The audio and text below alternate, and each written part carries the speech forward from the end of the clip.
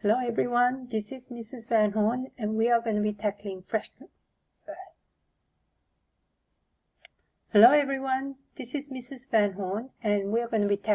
fraction busting today. And that means we're going to be dealing with fractions and decimals.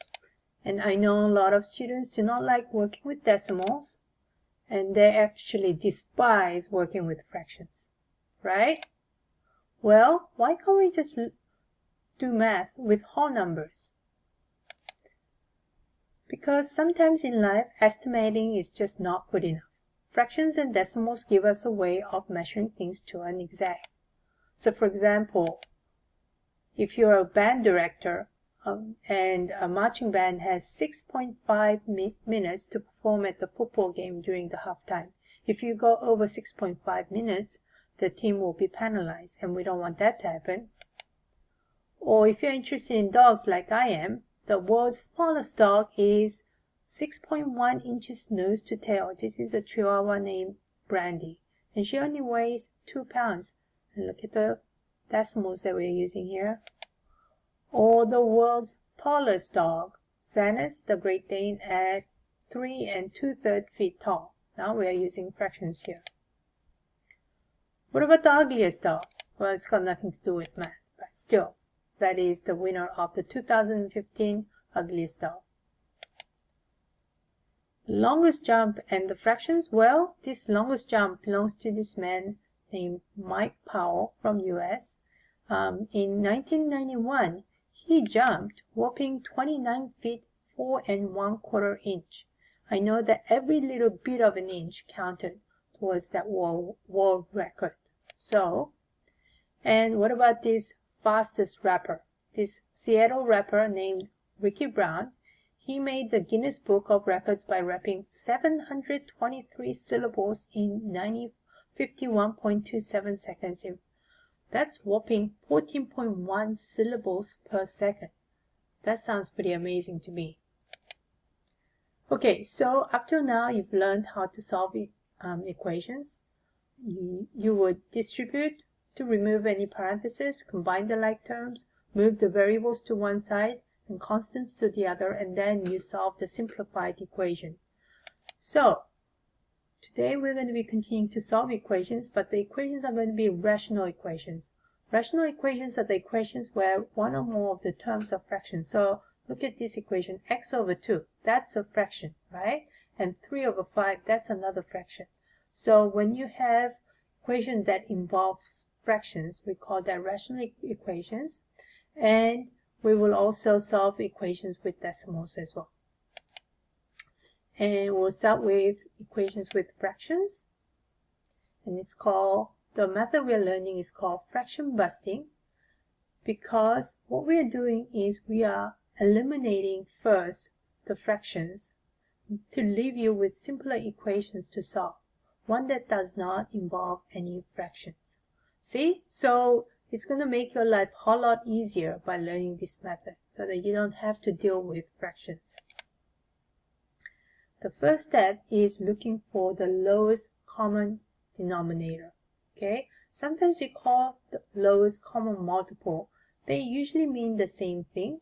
Okay? So what is the lowest common denominator? Well, denominator is the number at the bottom, 2 and 5 of the fraction. Okay? So what is the number that is the smallest number that both 2 and 5 divide evenly? So in this case, 2 and 5 divide evenly. 2 times 5 is going to be 10. Okay?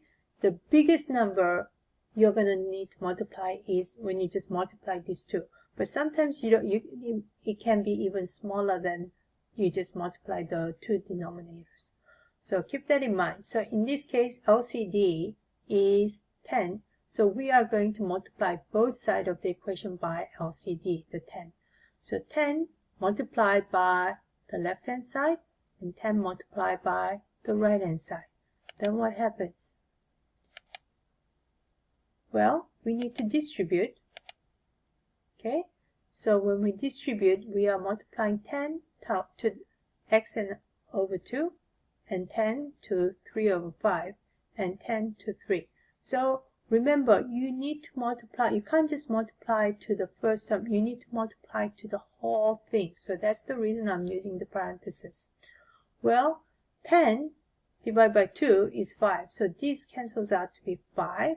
And 10 divided by 5 is just 2. So you're left with 5 times x, 5x, 2 times 3, which is 6. And on the right hand side is 10 times 3 is 30. Now look at this equation now. Isn't this so much simpler that we know how to deal with this, right? We just need to solve it like we always do, a two-step equation. We subtract 6 from both sides, and then you are left with 5x is equal to 24. You divide both sides by 5, and you're left with x is equal to 24 over 5, or 4 and 4/5. Okay? Look at all of the denominators in the equation to find the LCD. So this is where we're going to do a practice problem. Okay, so let's try some guided practice. So we have x plus 2 over 5 is equal to negative 1/3. Okay, when you see an x by itself, we can always put 1 as a fraction, right? If you wanted to turn it into a fraction. Now let's look at all the denominators. We have 1, we have 5, and 3. So what is the smallest number that is divisible by both 5 and 3? That's actually 15. So LCD is 15. That means we need to multiply the left hand side by 15 and the right hand side by 15 also. Okay, so remember I need to distribute. So it will be like 15 times x plus 15 times 2 over 5. I am going pretty slowly just to make sure that everybody is clear. Okay, in this case, what do you have? 15 times x is just 15x. Okay, plus, what about this? 15 times 2 divided by 5. The easiest way will be to see that this is like 15 over 1. So it's like 15 divided by 5. So if we divide both numerator and denominator by 5, you'll be left with 3 and 1. This will cancel out to 3 and 1. So then you are left with 3 times 2, which is 6 over 1, which is same as 6. And on this side, you have 15 times 1. Again, I can make that into 15 over 1. 15 times 1 is 15 divided by 3. Or I can see that 15 divided by 3 is going to be 5. So that's 5. So you're left with negative 5 on the right hand side. Don't lose that negative sign here. Okay, so then from here, we know what to do. We subtract 6 from both sides. And then you're left with 15x is equal to negative 5 minus 6 is negative 11. Then you divide both sides by 15. And you're left with x is equal to negative 11 over 15. Okay? Alright, at this point, part of your homework is for you to try some problems of your own. Okay? I would like you to pause the video, and I'm going to show you the answers very soon. Okay, so I'm not going to go through it, but the solution, the answer you should have gotten is x is equal to negative 5 over 7. Part of your homework will be for you to try to work on this so that you get the right answer. Okay, I am going to go on to another problem. Okay, so how about this one? Guided practice number 2. Well, we have this problem. This time we do not have a constant term. We just have the variable term and a constant right here. Okay, so we have negative 3 over 4x is equal to negative 6 over 7. Well, let's look for the LCD, lowest common divisor. 4 and 7. What is the smallest number that is divisible both by 4 and 7? Remember, the largest number will be 4 times 7. And is there any smaller number than 4 times 7, which is 28, that is divisible by 4 and 7? I don't think so. So LCD is 28. That means I am going to multiply the left hand side by 28 and the right hand side by 28 also. Okay, so I don't need to distribute because we only have one term. But I can see that 28 divided by 4, I can cancel these two part out. Because if I divide numerator by 4, denominator by 4, numerator divided by 4 would be 7. Denominator divided by 4 would be just 1. So you're left with 7 times negative 3x. That would be negative 21x, which is equal to, okay, let's do the same thing. 28 divided by 7. We can divide numerator and denominator, divide by 7. That's going to leave you with 4 and 1 here. So 4 times 6 is 24 and over 1, or negative 24. Okay?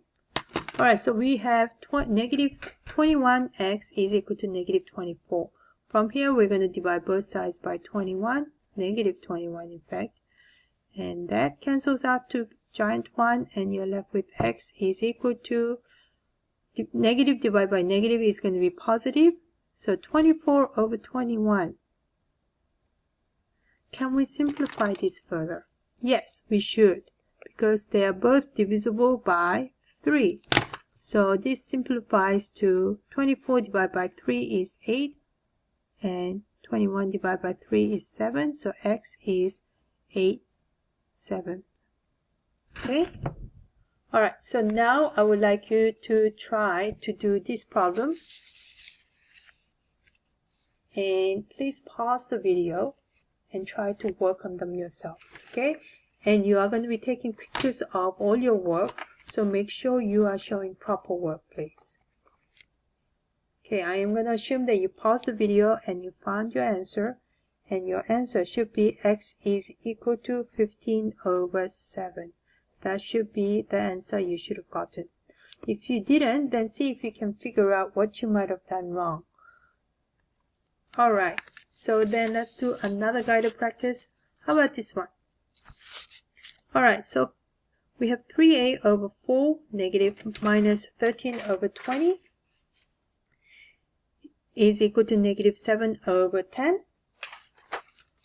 Alright, so let's look at all the denominators. 4, 20, and 10. When you look at those numbers, if I just multiplied all the numbers, I'm going to come up with a huge number. So you need to be smart about it. Now, is 4 divisible, is 20 divisible by 4? It is, right? Then we don't even have to worry about it. Is 20 divisible by 10? Yes. So then LCD is actually 20, because 20 is divisible by 4, 20 is divisible by 20, 20 is divisible by 10 as well. Okay, so we are multiplying everything, both right and left, by 20.